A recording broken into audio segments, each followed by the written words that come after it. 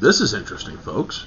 It seems that Mads Mikkelsen is not taking any crap from the press when it comes to asking about diversity. Welcome back to Orange Hat Reviews. So, this is from Bounding into Comics. Shout out to the boys there, Josh Berger and John Trent and Spencer and whatnot, and everybody else. The Promised Land actor Mads Mikkelsen mocks woke journalist who questioned the Danish historical drama's lack of diversity. During a recent press appearance in promotion of his upcoming starring role in The Promised Land, actor Mads Mikkelsen mocked a journalist's attempt to gotcha him and director Nicolaj Arcel with a disingenuous question about the film's lack of diversity. The exchange between the Indiana Jones and the Dial of Destiny actor and the currently unidentified reporter took place amidst the press conference of the 18th century Danish historical drama held at the recent Venice International Film Festival. Excuse me. Pressed by the reporter, this is a cast in Danish production, which is entirely Nordic, therefore it has some lack of diversity, wouldn't you say? Laughing Mads Mikkelsen replied, "What?"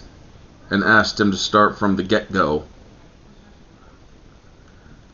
Oh my god, folks. That is freaking priceless. It is said that there are some rules of diversity across the Atlantic for competing in the Academy Awards Best Picture, the reporter then explained. The equivalent to this competition, and as I see, you don't live up to these standards with this broadcast. And I'm curious, not just because of the artistic reasons, but because of the lack of diversity, that this can't compete in that competition. Are you worried about that? Dismissing the premise of the reporter's question, Mikkelsen fired back, "Are you? I'm serious and honest, because you're putting us on the spot. So you answer that question." The journalist then went on to mention Parasite, noting that the South Korea film didn't meet the Academy's new diversity quotas, but still ended up winning several awards in 2020, including Best Director, International Film, Feature Film, and Best Picture. In comparison, Parasite, I think, was a great movie, said the reporter. Coming from South Korea, it had the same level of diversity, but coming from South Korea, this was actually still eligible for the competition. You as a Danish movie with all the Nordic cast and is not.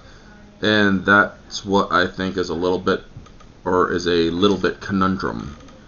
Don't you mean a little bit of a conundrum? Yeah. Okay, well, first of all, the film takes place in Denmark in the 1750s, then interjected Arcel. We do have a big plot line, about a girl of color who is being subjected to racism, which was very rare to see any people of color in Denmark, almost nobody. Finally, somebody who fucking points out historical fact. She was probably, at the time, the only one in the entire country of Denmark, he continued. So I would say that there wasn't a thought in our mind. I think it would be a little weird, it's just a historical. It's how it was in the 1750s. Issuing a joint statement in September of 2020, Academy President Dave Rubin and the Academy CEO Don Hudson announced that going forward, films would need to meet certain diversity standards in order to be eligible for Best Picture nomination. Yeah, it's basically the most racist thing you've ever seen when it comes to the Academy, folks. I've posted it, I've talked about it, but people don't seem to want to call out the racism that's going on. The aperture must widen to reflect our diverse goals population in both creation of motion picture and the audiences who connect with them. Yeah, so there's no longer a reflection of accuracy when it comes to historical dramas. Say, if you, well, no, I won't go there, because that would only give SJWs fuel for the fire, shall we say. But yeah, the Academy is committed to playing a vital role in helping make this a reality. They added, "We believe these inclusion standards will be a catalyst for long-lasting essential change in our industry." Yeah, it's not essential change. It's actually a very regressive change. These ridiculous diversity quotas now require films to include at least one of the lead actors or significant supporting actors is of an underrepresented racial or ethnic group. So, white people. Yep, I said it. White people are underrepresented because, here's the thing, folks. 8% of the entire U.S. or the entire world population is white. 8%. We're the minority. We're the minority. So unless you're saying that the rest of the 92% of the world population is somehow divided into smaller percentages than 8%, yeah, that's going to be frickin' weird. And achieve the appropriate levels of on-screen representation, themes, and narratives in order to be eligible for the Academy's highest honor. Per the new guidelines, the underrepresented racial or ethnic groups include Asian, Hispanic, Latin, or Latinx. Yeah, you know that cat species? That's weird. Black, African America, Indigenous, Native American, Alaskan Native, Middle Eastern, North African, Native, Hawaiian, and other Pacific Islander, as well as any other underrepresented race or ethnicity. So, white people. Again, 8% of the entire world population. Yeah. Further, the filmmakers will also need to take into consideration the separate diversity requirements for the members of the ever-growing LGBTQ community. Women and even people with cognitive or physical disabilities who are deaf or hard of hearing. So yeah, try hiring a gaffer who is deaf. And when they are handling their work and they're trying to or people are trying to get their attention and they can't because the person is fucking deaf. You understand how flawed this gets? That's just a tiny flaw, folks. A tiny expression of the flawed narrative that they have. Yeah. I mean, this is absolutely frickin' disgusting. So that is the article.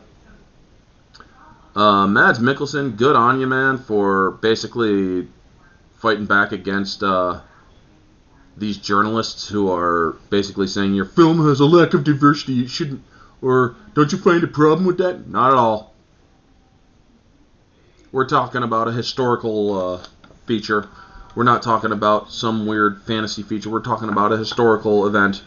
And I'm sorry, but back then, colored people were not a common thing in the 1750s in Denmark. So yeah, I actually think that him and the director were in the right to explain this, because apparently these retards in journalism, and yes, I say that as held back and hindered individuals, because they are held back and hindered by the hive mind of stupidity that is Hollywood. They are constantly saying, well, you need to do this, you need to do that, you need to make it this, you need to make it that. No, we don't. If you really want diversity, include white people into that list, because white people happen to be the lesser in number when it comes to world population.